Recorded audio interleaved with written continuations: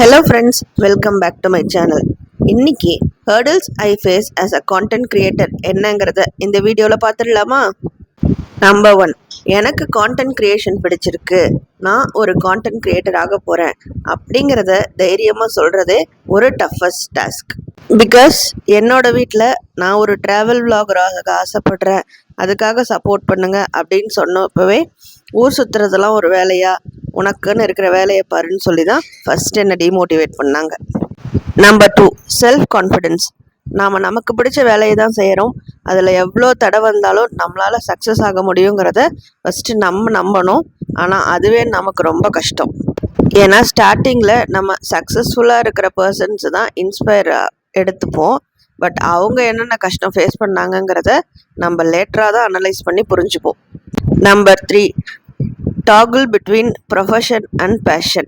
இப்போ profession and passion சேமாக இருந்துருச்சுன்னா எந்த ப்ராப்ளமும் கிடையாது.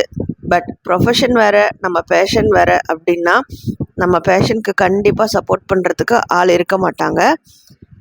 Because people find more security in our profession than we go towards our passion. So இப்போ ஒரு நல்ல ஜாபில் இருக்கோம், நல்லா ஏர்ன் பண்ணுறோம் அப்படின்னா அதுதான் அவங்க கண்ணுக்கு தெரியுமே தவிர நமக்கு என்ன பிடிச்சிருக்கு, அதை நாம் செய்யறதுக்கு எவ்வளோ விருப்பப்படுறோம் அப்படிங்கிறது அவங்க யோசிக்க மாட்டாங்க. என்னோட லைஃப்பில் என்னோட பேசிக் நீட்ஸை அஃபோர்ட் பண்ணிக்க எனக்கு ப்ரொஃபஷன் ரொம்பவே தேவையாக இருந்தது. ஸோ டில் நவ் என்னோட 9 to 5 ஜாபுக்கு நான் எஃபர்ட் போட்டுட்டு மீதி இருக்கிற என்னோட டைமில் தான் என்னோட personal works including this content creation நான் பண்ணிகிட்ருக்கேன். Next one, first impression is the best impression அப்படின்னு ஒரு சேயிங் இருக்குது. பட் நம்ம யாரை இம்ப்ரெஸ் பண்ண போகிறோம், நமக்கு யாருன்னே தெரியாதவங்கள. ஆனால் ஸ்டார்டிங்கில் நம்மளே இம்ப்ரெஸ் பண்ணிக்க முடியாது.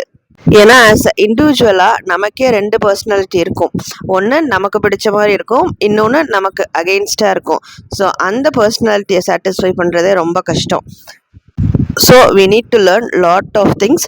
ஸோ எதுவுமே ஸ்டார்டிங்கில் ஒரு ஸ்பார்க்கில் வரவே வராது. அதை அண்டர்ஸ்டாண்ட் பண்ணிக்கிறதுக்கும் எனக்கு ரொம்ப டைம் ஆயிடுச்சு. Next one, facing our kith and கின்.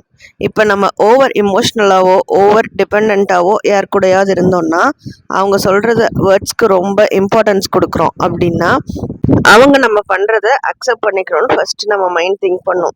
நமக்கு ரொம்ப பிடிச்சவங்க, ஒரு வேளை நம்ம அப்பாவோ அம்மாவோ இல்லை நம்ம ஹஸ்பண்டோ இல்லை சிஸ்டர்ஸ் பிரதர்ஸ் யாராக இருந்தாலும் இது நல்லா இல்லை, இதை பண்ணாத அப்படின்னா நம்ம அடுத்த செகண்ட் ஆஸ் அ க்ரோன் அப்பாக அதை ஸ்டாப் பண்ணிட்டு தான் திங்க் பண்ணுவோம். மோரோவர் அட்லீஸ்ட் அதை ப்ரொசீட் பண்ண கூட நமக்கு தைரியம் வராது.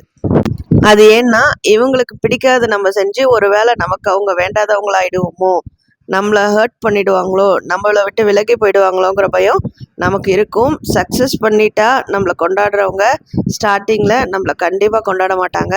ஸோ எனக்கும் அந்த மாதிரி தான் இருந்தது. So till now I am struggling to over come those difficulties. Next, motivation. இப்போ சில பேர் இருப்பாங்க, அவங்க நமக்கு ரொம்ப கனெக்டடாக இருக்க மாட்டாங்க. அவங்க நல்லா இருக்குன்னு சொல்லுவாங்க, மோட்டிவேட் பண்ணுவாங்க, டூ மோர் அப்படின்னு சொல்லுவாங்க. பட் நமக்கு அது கண்ணுக்கு தெரியவே தெரியாது.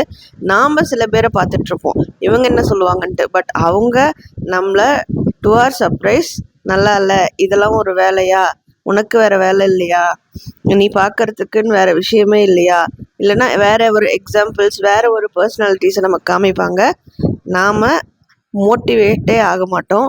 ஸோ செல்ஃப் மோட்டிவேஷனும் அங்கே நமக்கு சுத்தமாக இருக்காது, மித்தவங்க நாம் எதிர்பார்க்குறவங்களோட மோட்டிவேஷனும் கண்டிப்பாக கிடைக்காது. ஸோ அங்கேயும் நம்ம டவுன் ஆகிறதுக்கான நிறைய சான்சஸ் இருக்குது. இந்த ப்ராப்ளமை நானும் ஃபேஸ் பண்ணிகிட்ருக்கேன். Next comes the criticism. இப்போ நாம்ளே இருக்கட்டும், நம்ம எவ்வளோதான் நல்லவங்களாக இருந்தாலும் ரேண்டமாக கிரிட்டிசைஸ் பண்ணிவிடுவோம். பல விஷயங்களை நமக்கு பிடிச்சவங்க கிட்ட சொல்ல தயங்குறோமோ இல்லையோ, பிடிக்காதவங்க கிட்ட ஈஸியாக கிரிட்டிசைஸ் பண்ணிட்டு போயிடுவோம். பட் அதே கிரிட்டிசிசம் நமக்கு வரும் அப்படின்ற ரியலைசேஷன் வரப்போ நம்ம இந்த வேலையை கண்டிப்பாக செய்யறதுக்கு தயங்குவோம். ஸோ அந்த ப்ராப்ளமும் நான் ஃபேஸ் பண்ணிகிட்ருக்கேன். Next, fear. நம்ம எவ்வளோ தைரியமான பேச்சாளராக இருந்தாலும், மித்தவங்க முன்னாடி நல்லா பேசுகிறவங்களா இருந்தாலும் கேமரா ஃபியர்னு ஒன்று இருக்குது. கேமரா ஓப்பன் பண்ணிவிட்டு நம்ம என்ன தான் ஷூட் பண்ணாலும் நம்மளை ஆப்போசிட் பர்சன்ஸ் கேஷுவலாக பார்த்தா கூட நம்மளை தான் பார்க்குறாங்க, நம்மளை பற்றி தான் ஏதோ நினைக்கிறாங்க அப்படின்ற ஃபியரை ஓவர் கம் பண்ணுறது it's the toughest task. So அதையும் நான் இன்னி வரைக்கும் ஃபேஸ் பண்ணிகிட்ருக்கேன்.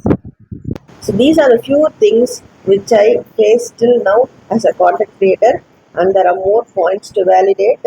ஸோ இந்த வீடியோ உங்களுக்கு பிடிச்சிருந்தா லைக் பண்ணி ஷேர் பண்ணி கமெண்ட் பண்ணி நம்ம சேனலை சப்ஸ்கிரைப் பண்ணிக்கோங்க. உங்களுக்கு இந்த மாதிரி என்னென்ன ஹர்டல்ஸ் இருந்துச்சு அதெல்லாம் எப்படி ஓவர் கம் பண்ணீங்கன்னு உங்களுக்கு இன்ட்ரெஸ்ட் இருந்தால் கண்டிப்பாக காமெண்ட் செக்ஷனில் சொல்லுங்கள். நான் படித்து பார்த்து ரிப்ளை பண்ணுறேன். Thank you for choosing my video. Have a nice day. Okay, Tata, பாய் பாய்.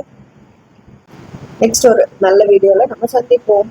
அதுவரை உங்களிடமிருந்து விடைபெறுவது உங்கள் பிரசாந்தி.